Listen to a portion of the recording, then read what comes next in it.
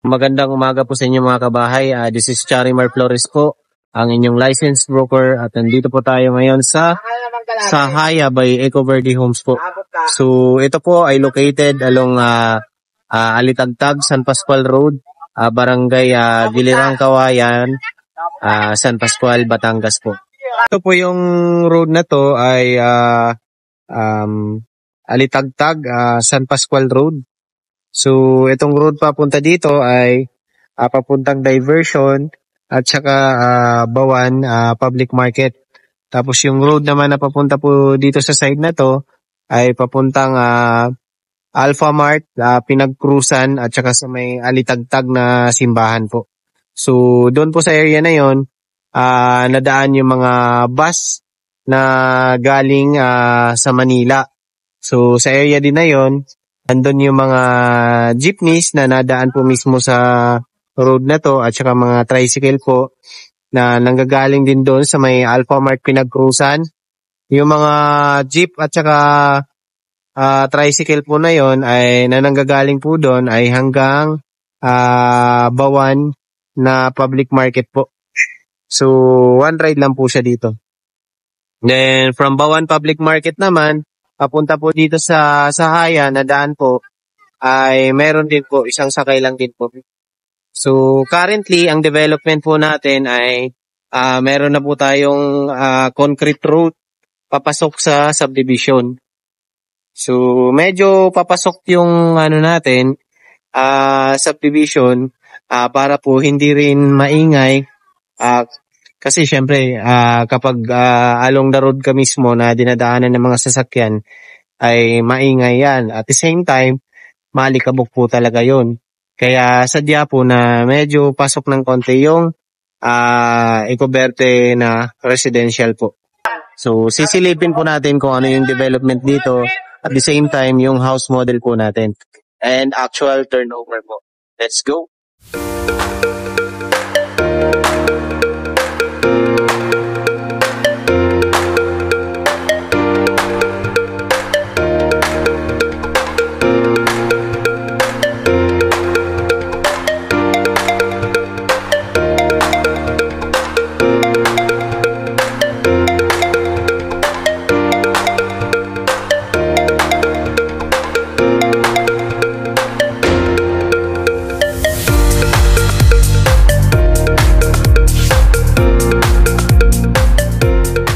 Ayan, nakita nyo naman yung ating development sa site. Mostly ay sa Block 1, Block 2, Block 3 and 4 yung mga nakatayo na po mga houses, no?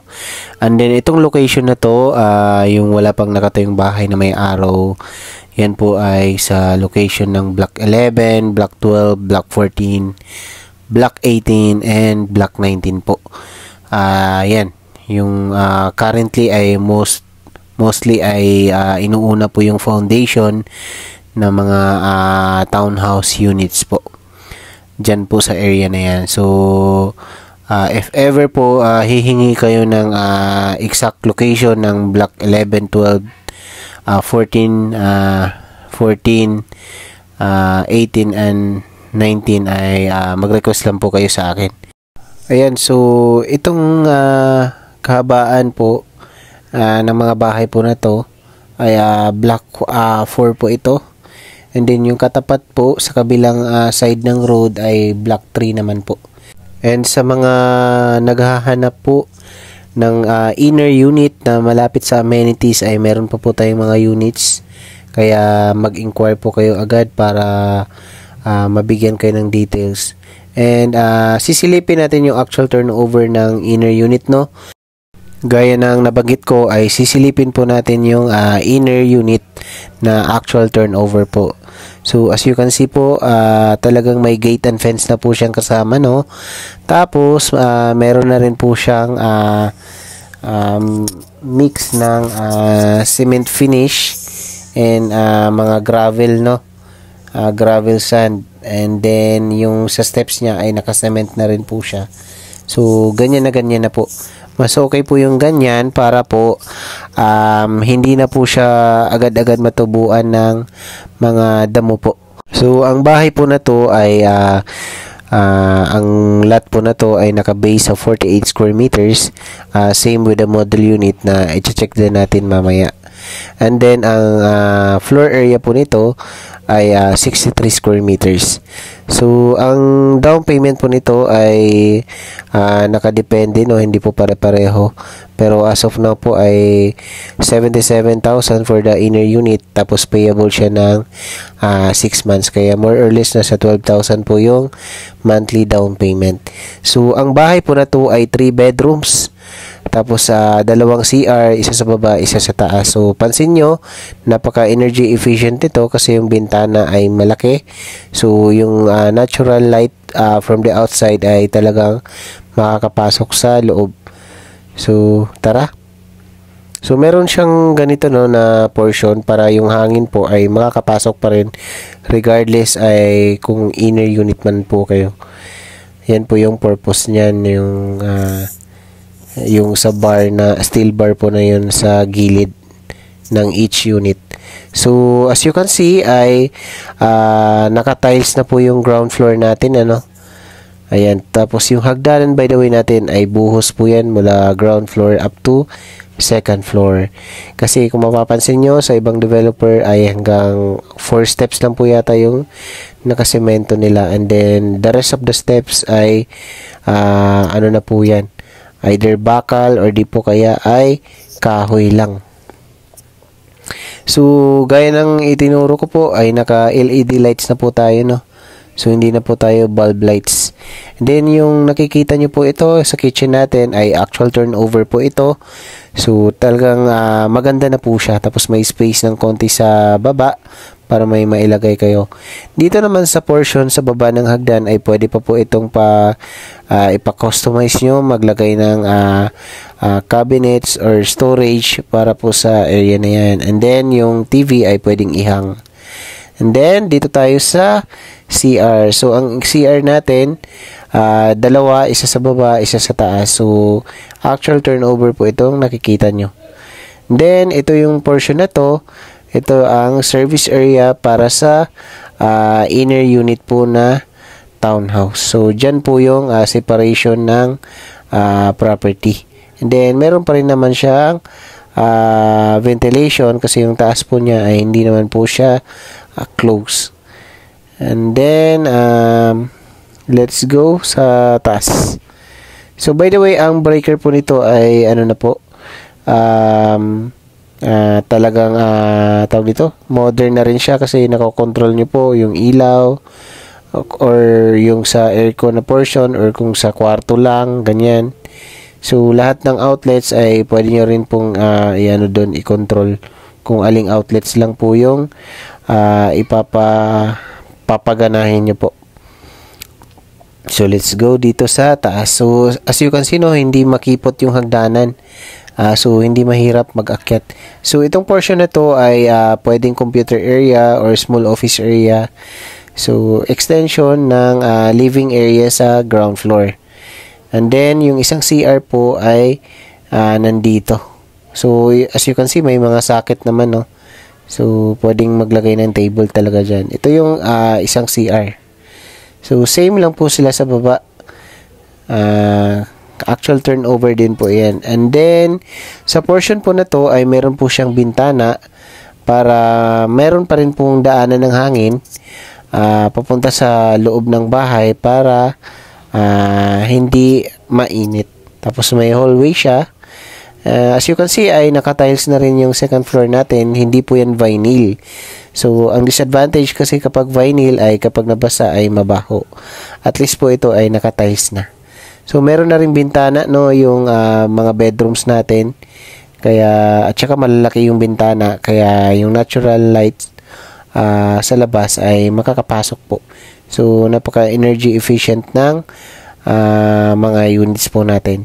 And then ito yung possible na magiging master's bedroom. So yung portion na yon ay pwedeng lagayan ng cabinets. Actually yung tatlong kwarto na to ay magkaka size lang halos, no. So kayo na lang yung mamili. And then pwede nyo namang i-combine itong portion na magkatabing kwarto para gawing isang malaking bedroom kasi yung ano naman po nito ay hindi po siya permanent wall separation or bedroom separation. And then dito tayo sa model house ng inner unit, same sa pinasok natin sa actual turnover ng inner kanina. Pero ito po ay meron po siyang mga gamit para magka-idea kayo kung paano ba yung magiging setup kapag inner unit yung kinuha nyo. Again, 48 square meters din po yung lot area nito. So, meron lang siyang konting mga landscape na nilagay, no? Pero, as is kanina yung tiningnan natin, the rest ay kung i-remove natin yung mga gamit, kung i-remove natin yung landscape, ay ganun na ganun kanina po siya. So, yan. So, konti lang po talaga yung pagbabago. So, ang kagandahan kasi sa mga bahay dito sa Sahaya ay wala na kayong dapat po problemahin pa kasi ay talagang complete turnover na yung bahay. Kumbaga, lilipat na lang kayo kapag once na loan release kayo sa Pag-ibig. So, ito po yung magiging sample setup or ng unit na naka-interior, no? So, pwedeng ganitong setup ang gawin nyo. Yan. So, naka-track lights pero mayroon pa rin yung LED na yan. Ay same doon sa actual turnover. So, yung track light na yan ay hindi kasama. And then, as for the tiles, ay same na same po yan doon sa actual turnover kanina. Same with the hagdanan.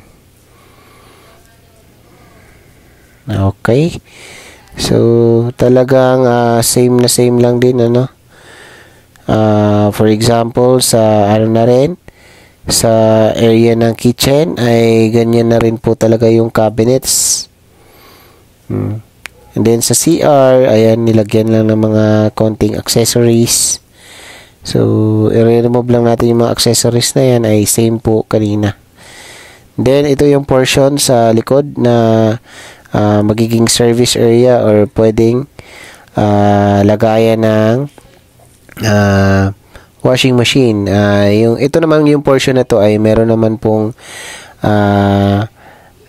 labasan ng tubig papunta po doon sa yan sa drainage papunta po sa labas. Nakakonect po yan doon. Kaya hindi kayo dapat na mag-alala kung saan yung lalabas ng tubig kapag maglalaba. So, let's go sa taas para masilip yung mga kwarto na meron na pong gamit. So, ito by the way yung portion na hallway, no? And then, ito yung sinasabi ko kanina na pwedeng maging extension ng living area or di kaya small office area since meron pong outlet dito. Pwede rin pong set-upan ng computer table. Ganon.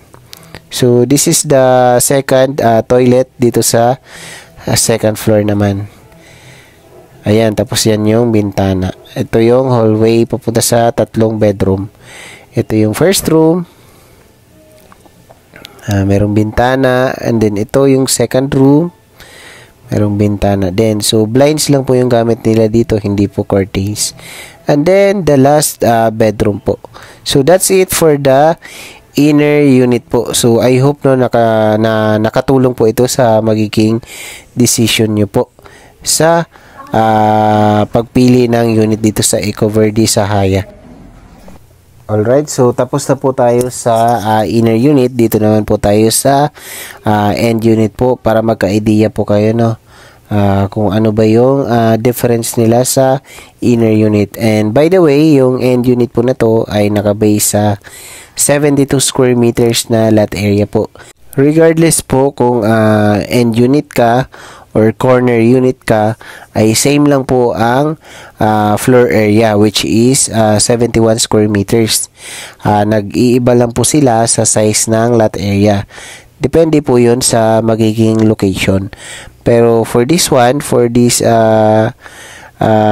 video, naka-base po tayo sa 72 square meters. Pero ipapakita ko po sa inyo mamaya yung mga sample ng bigger lots po, no, ng corner or di kaya end unit. So for 72 square meters, ito yung size niya, additional lot sa gilid. So same with the inner ay meron din po siyang gate and fence, and then sa harap po ay ganito rin po yung pagkaka-set up niya. So merong portion na daanan ng gulong ng sasakyan na naka cement finish, and then also the steps papunta sa main entrance ng bahay po. And then the rest of the portion ay naka-gravel na po siya. So ayan. So kasya naman po dito yung kahit na malaking sasakyan, no, SUV man yan or sedan.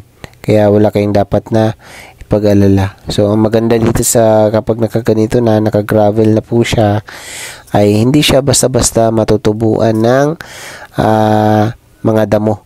And then if ever na gusto niyo pong pabuhusan ito, ay mabilis na lang kasi meron na rin po siyang gravel, no. So kung gagasto man kayo ng additional ay konting-konti na lang po talaga. So ang advantage nito, yung end unit ay meron talaga siyang additional na bintana sa gilid, no. So makikita niyo mamaya kapag pinasok natin. So tingnan muna natin dito sa gilid. So itong portion na to ay pwede pa kayong maglagay ng steps din, ano. Tapos sa gilid ng steps ay pwedeng mga halaman para maganda pa rin tingnan. So ito yung portion sa likod na pwedeng maging extension ng kitchen, or di po kaya mas bigger na size ng service area. So nasa inyo naman po yun kung ano yung gagawin nyo sa portion na yan. So ito yung bintana, no, sa gilid na sinasabi ko po sa inyo. Kasi sa inner unit po ay wala pong bintana sa gilid. Gawa ng ang katabing unit ay inner unit din. So tara sa loob. So same yung bintana, no, same yung laki ng bintana. Maliwalas din. So yung natural ventilation natin sa labas ay makakapasok pa rin sa loob ng unit. And then disclaimer lang, no, so mas maalikabok po kasi yung unit na to, yung end unit na to compare po dun sa pinasok natin na inner unit, no. So kaya baka hindi nyo ma-appreciate, pero silipin natin mamaya yung model unit ng end unit or corner unit, no. Same lang naman ito. So mas malinis lang po 'yon. So titingnan lang natin ito para para maka-idea kayo na ay same lang din pala talaga sa model unit. So kung ano yung makikita nyo doon ay walang pinagkaiba. So meron tayong mga mga units na end na still available pa po. So kung naghahanap po kayo ng mas malaking lot area para sa end unit po, ay meron pa po tayo niyan. Pero kung kapag corner po ay talagang mag-aabang po tayo. Kaya kung interesado kayo for corner ay kailangan po natin na mag-comply agad ng mga documents. Isi-send nyo po sa akin para mabigyan tayo ng para kapag sinabi ng office na meron na pong corner ay makapag-reserve po tayo agad. So ito yung portion sa sa toilet. Nakasarado lang siya, pero mamaya sa model unit ng inner or end na townhouse ay sisilipin po natin mismo. So ito yung portion kanina na magiging service area or extension ng kitchen. Ayan, so malaki pa po talaga. So marami pa po kayong magagawa. And then ito same lang naman yung size, no. So yan yung possible na magiging storage or cabinet area. Tapos yung TV ay iwuwalhang nyo na lang siya. Then ito yung same lang naman yung stairs natin ay buhos po siya mula ground floor up to second floor po. Kaya matibay po yan. Nakasemento po yan. And then pinatukan po siya ng makapal na wood planks para mas okay, no. So possible po ay mag-fade lang yung pintura niya over time, pero mabilis po yang i-repaint. And then yung ceiling natin, ang gamit nating mga ilaw ay LED lights na rin po siya, no. So let's go sa taas. So may konting difference nga lang talaga dito sa in terms of floor area ay mas maluwag po itong end unit or corner unit kasi 71 square meters po siya. Pero konti lang yung difference kasi nasa 8 square meters lang. Ayan, so may bintana rin po siya sa gilid. And then may CR, same location ng CR ng inner. Then ito yung sa bedroom number 1. So ito yung advantage, may additional na bintana kaya naging dalawa yung bintana dito. And then this is for bedroom number 2. May bintana rin. So malaki rin yung bintana niya. And then by the way, may provision na po yan na saksakan ng air condition. And then for the master's bedroom ay mas malaki po yung kwarto na to compare po doon sa kwarto doon sa inner unit. So malaking bintana, halos tapos may portion pa na parang naka-sliding yung window. So mas maganda po talaga yung end unit or corner unit. So para po sa interesado sa unit na to ay mag-message po kayo agad or para kung gusto nyo mag-site visit ay may schedule po natin. And then kung OFW ka man ay pwede nyo po kung i-direct contact sa aking Viber, WhatsApp at saka Telegram. So kapag corner unit po ay possible po ganito yung magiging itsura niya. Pero most likely ito po ay nasa 80 to 90 square meters yung lot area niya po. Ayan, mas malaki po ito yung lot area nito compare sa end unit na pinasok natin kanina. I-check ko po kung magkano yung exact na lot area po nito. Tapos ilalagay ko po sa mismong video po na to. So iba po kasi yung lot area po natin. Tapos ito ay corner din po ito pero mas maliit yung size ng lot area po nito. So makikita nyo naman yung difference niya dun sa pinakita ko sa inyo. So most likely ay nasa 80 square meters lang po ito. So konting difference lang po siguro nila dun sa kabila pong yun. Yung corner po na yan. Ayan. So di na po natin pasukin ito kasi nakapag-video naman na po tayo ng corner or end unit. So doon na lang po tayo sa pinaka-model unit kasi malinis. So kahit kasi pasukin din natin yan ay maalikabok din po siya.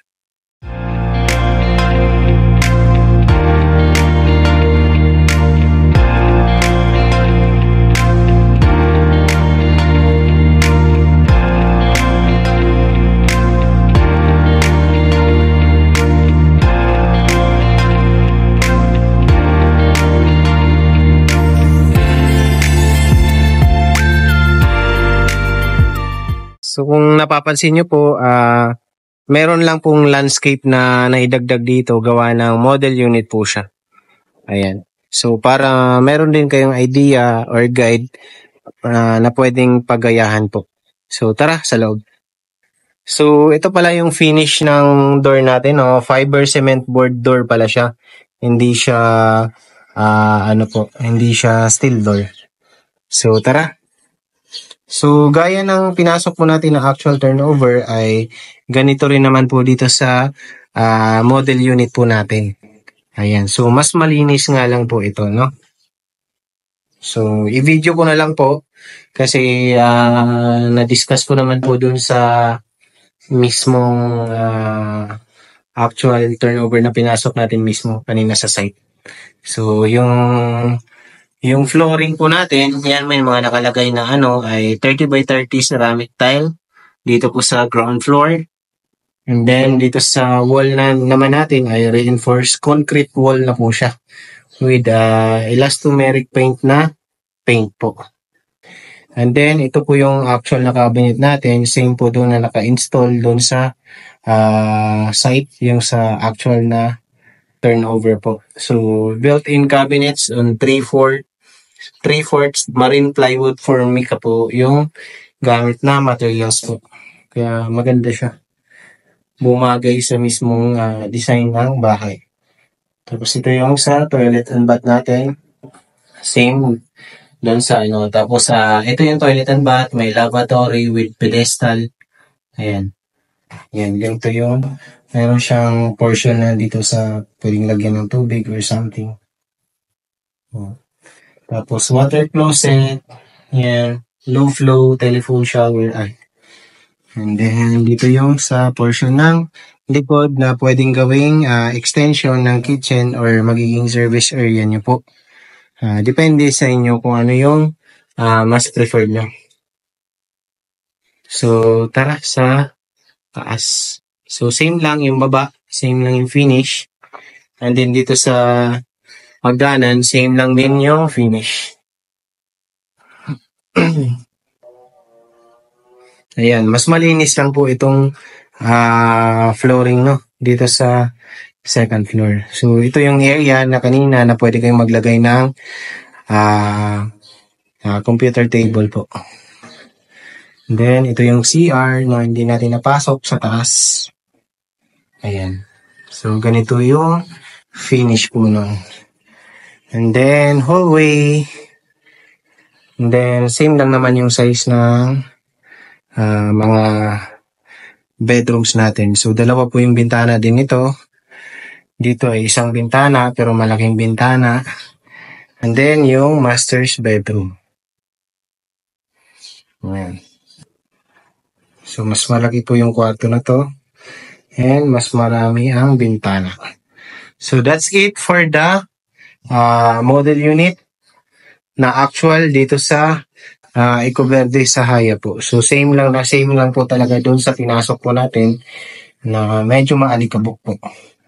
So, if ever may question po kayo regarding sa project na to at gusto niyo po yung project na to, ay mag-message po kayo sa akin anytime po sa aking Viber, WhatsApp at saka Telegram na number na 0975-576-0927 po.